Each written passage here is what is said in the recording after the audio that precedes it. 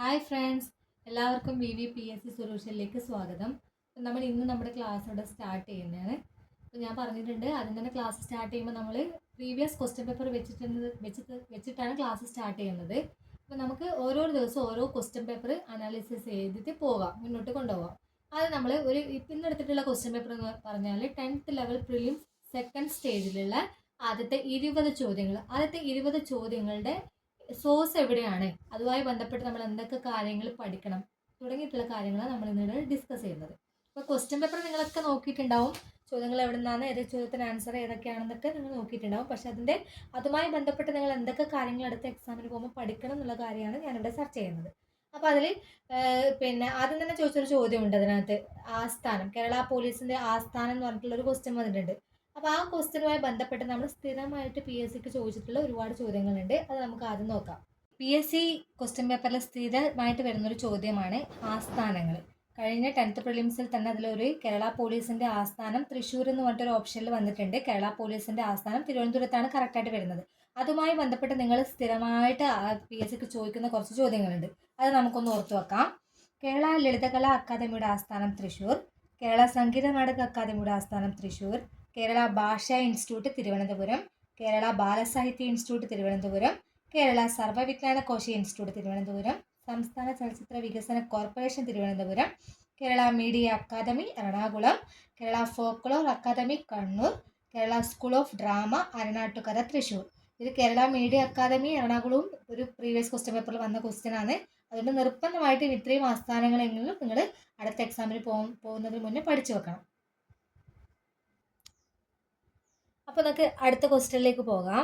അണക്കെട്ടുകൾ സ്ഥിരമായിട്ട് PSCക്ക് ചോദിക്കുന്ന ഒരു ചോദ്യമാണ്. ഈ 10th പ്രിലിംസിൻ്റെ ഈ ക്വസ്റ്റ്യൻ പേപ്പർ എടുത്ത് നോക്കിക്കഴിഞ്ഞാൽ അതിനകത്ത് അണക്കെട്ടിൽ ഏത് നദിയും അണക്കെട്ടും എന്നുള്ളൊരു ചോദ്യം വന്നിട്ടുണ്ട്. അപ്പോൾ അതുമായി ബന്ധപ്പെട്ട കാര്യങ്ങളൊന്ന് ജസ്റ്റ് ഓർത്ത് വെക്കാം. തെഹരി ഡാം, ഭഗീരഥി നദി, മേട്ടൂർ ഡാം, കാവേരി നദി, കൃഷ്ണരാജ സാഗർ, കാവേരി നദി, ഇന്ദിരാസാഗർ, നർമ്മദ നദി, Sardar Sarovar, Narmada, Hirakud, Mahanadi, pong dam, Beas, Nagarjuna Sagar, Srisailam, Almatti dam, Krishna നദി. ഇത്രയും അണക്കെട്ടുകളെങ്കിലും നിങ്ങൾ മസ്റ്റായിട്ട് അടുത്ത എക്സാമിന് പോകുന്നതിന് മുന്നേ ഓർത്ത് വെക്കണം. സ്ഥിരമായിട്ട് PSCക്ക് പ്രീവിയസ് ആയിട്ട് ചോദിക്കുന്ന ചോദ്യങ്ങളാണ് ഇതൊക്കെ. അടുത്ത ചോദ്യം വാഗ്ഭടാനന്ദ ഗുരുവിനെ പറ്റിയിട്ടുള്ള ഒരു ക്വസ്റ്റ്യൻ വന്നിട്ടുണ്ട്. ഏതൊരു ക്വസ്റ്റ്യൻ പേപ്പർ എടുത്താലും ഒരു സാമൂഹിക പരിഷ്കർത്താവുമായി റിലേറ്റ് ചെയ്ത 1-2 ചോദ്യങ്ങൾ സ്ഥിരമായിട്ട് വരാറുണ്ട്. അപ്പോൾ വാഗ്ഭടാനന്ദ ഗുരുവിനെ കുറിച്ച് അറ്റ്ലീസ്റ്റ് അറിഞ്ഞിരിക്കേണ്ട കുറച്ച് കാര്യങ്ങൾ ഞാൻ പറയാം. റിയൽ നെയിം ഓഫ് വാഗ്ഭടാനന്ദ ഗുരു കുഞ്ഞിക്കണ്ണൻ. അഭിനവ കേരളം ആരുടേതാണെന്ന് ചോദിച്ചാൽ വാഗ്ഭടാനന്ദ ഗുരുവിൻ്റെയാണ്.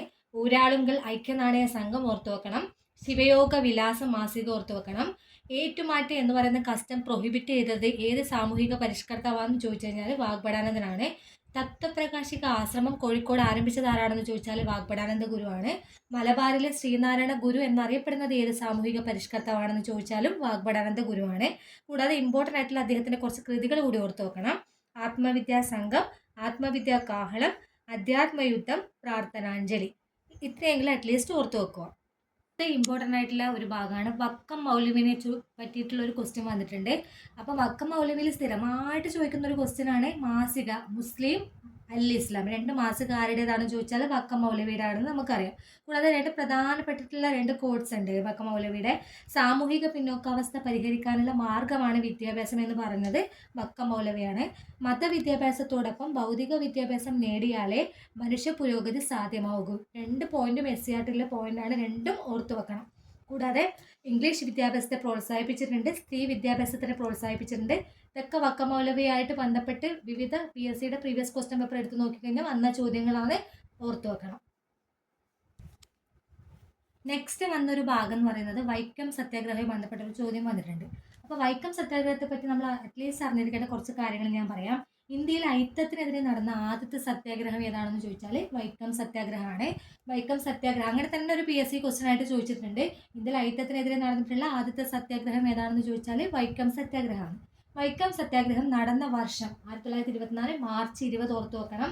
വൈക്കം സത്യാഗ്രഹം നടന്ന വർഷം 1924 മാർച്ച് 20 അതേപോലെ വൈക്കം സത്യാഗ്രഹം അവസാനിച്ച വർഷം 1925 നവംബർ 23 വൈക്കം സത്യാഗ്രഹത്തിൽ പങ്കെടുത്തവരിൽ കുറച്ച് പ്രമുഖരായിട്ടുള്ള ആൾക്കാരുണ്ട്, അവർ ഓർത്തു വെക്കണം.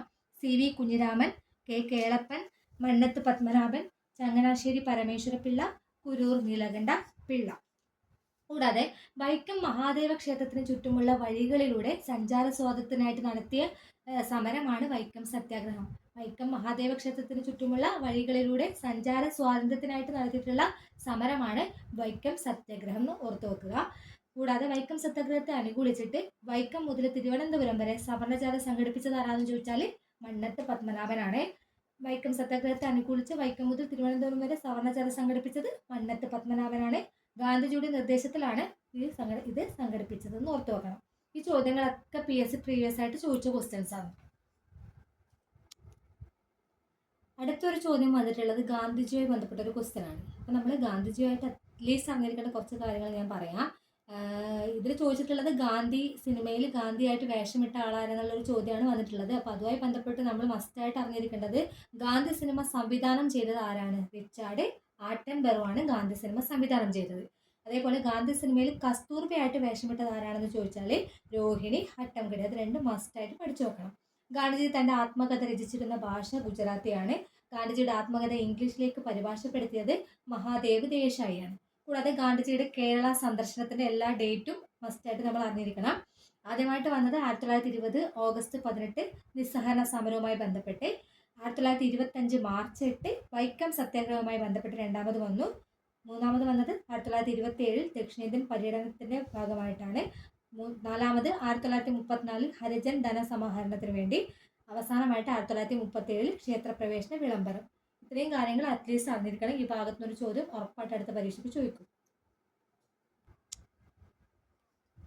ടൈറ്റാനിയവുമായി റിലേറ്റ് ചെയ്തിട്ടുള്ള ഒരു ചോദ്യം ഈ ക്വസ്റ്റ്യൻ പേപ്പറിലുണ്ട്. അതുകൊണ്ട് തന്നെ ഇതിനടുത്ത് ചോദിക്കാൻ സാധ്യതയുള്ളൊരു 2-3 ചോദ്യങ്ങൾ ഞാൻ പറയാം, ഓർത്തു വെക്കണം. വിമാന എഞ്ചിൻ നിർമ്മിക്കാൻ ഉപയോഗിക്കുന്ന ലോഹം ഏതാണെന്ന് ചോദിച്ചാൽ ടൈറ്റാനിയമാണ്. ചന്ദ്രനിൽ ഏറ്റവും കൂടുതൽ കാണുന്ന ലോഹം ഏതാണെന്ന് ചോദിച്ചാലും ടൈറ്റാനിയമാണ്. പെയിന്റിൽ ഉപയോഗിക്കുന്ന രാസവസ്തു ഏതാണെന്ന് ചോദിച്ചാൽ ടൈറ്റാനിയം ഡൈ ഓക്സൈഡ് ആണ്. ഈ 3 ക്വസ്റ്റ്യൻ എന്തായാലും ഓർത്തു വെക്കണം. അടുത്ത ക്വസ്റ്റ്യനിലേക്ക് പോവാം. അടുത്ത നമുക്ക് ഹാരപ്പ സംസ്കാരവുമായിട്ട് റിലേറ്റ് ചെയ്തിട്ടുള്ള ഒരു ചോദ്യം ഈ എക്സാമിന് ചോദിച്ചിട്ടുണ്ട്. അതുകൊണ്ട് അടുത്ത എക്സാമിന് മിക്കവാറും ഈ ഭാഗത്തുനിന്ന് ഒരു ചോദ്യം കൂടി നമുക്ക് പ്രതീക്ഷിക്കാം. ധാന്യപ്പുരിയുടെ അവശിഷ്ടം കണ്ടെത്തിയത് ഏത് സംസ്കാരവുമായി ബന്ധപ്പെട്ടെന്ന് ചോദിച്ചു കഴിഞ്ഞാൽ ഹാരപ്പ സംസ്കാരമാണ്.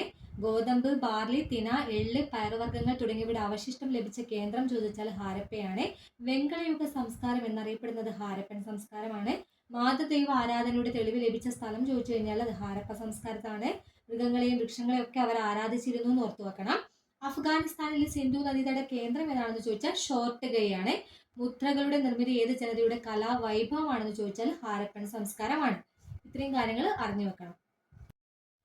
ഇതുപോലെ ആയിരിക്കും എൻ്റെ ഓരോ ക്ലാസ്സും പോകുന്നത്. അതായത് ഒരു ക്വസ്റ്റ്യൻ പേപ്പർ തന്നെ മുറിച്ച് 4ആയിട്ട് ഭാഗിച്ചിട്ട് അതിൽ ഓരോരോ ക്വസ്റ്റ്യൻസിനും ഏതൊക്കെ ഭാഗത്തു നിന്നാണ് ചോദ്യങ്ങൾ വരല്, ഏതൊക്കെ നിങ്ങൾ പ്രാധാന്യം കൊടുത്ത് മുന്നോട്ട് കൊണ്ടുപോകേണ്ടത് അടുത്ത എക്സാമിന് പോകുന്നതിന് മുന്നേ തുടർന്ന കാര്യങ്ങളൊക്കെയാണ് ഞാനിങ്ങനെ ഓരോ വീഡിയോ ആയിട്ട് ചെയ്യുന്നത്. അപ്പോൾ ഇന്നിപ്പോൾ ഞാൻ എടുത്തിട്ടുള്ള 10th പ്രിലിംസിൻ്റെ ക്വസ്റ്റ്യനിൽ ആദ്യത്തെ ഒരു 20 ചോദ്യം, ഒരു 20 ചോദ്യത്തിൻ്റെ ഏതൊക്കെ ഭാഗത്തു നിന്നാണ്, ഒന്നുകിൽ അത് ഡയറക്റ്റ് ക്വസ്റ്റ്യൻ ആയിരിക്കാം അല്ലെങ്കിൽ ഓപ്ഷനുമായിട്ട് റിലേറ്റ് ചെയ്ത കാര്യമായിരിക്കാം. അങ്ങനെയുള്ള കാര്യങ്ങൾ മാത്രമേ, ഇമ്പോർട്ടൻ്റ് ആയിട്ടുള്ള കാര്യങ്ങൾ മാത്രമേ പറഞ്ഞു പോവുള്ളൂ. അപ്പോൾ ആദ്യത്തെ കുറച്ച് ചോദ്യങ്ങളാണ് ഇന്ന് ഡിസ്കസ് ചെയ്തത്. ഇനി അതിൻ്റെ ബാക്കി 3 സെഷനായിട്ട് ബാക്കിയുള്ള ചോദ്യങ്ങളും കൂടി ഡിസ്കസ് ചെയ്യും. അങ്ങനെ ഒരു ക്വസ്റ്റ്യൻ പേപ്പർ 4 സെഷനായിട്ട് കംപ്ലീറ്റ് ചെയ്യുന്നതായിരിക്കും. അപ്പോൾ നിങ്ങൾക്ക് എല്ലാവരും എൻ്റെ തുടർന്നുള്ള ക്ലാസ്സുകൾ കാണാൻ സപ്പോർട്ട് ചെയ്യണം. നിങ്ങൾക്ക് ക്ലാസ് ഇഷ്ടപ്പെട്ടിട്ടുണ്ടെങ്കിൽ എല്ലാവരും ലൈക്ക് ചെയ്യണം, ഷെയർ ചെയ്യണം, സബ്സ്ക്രൈബ് ചെയ്യണം. താങ്ക്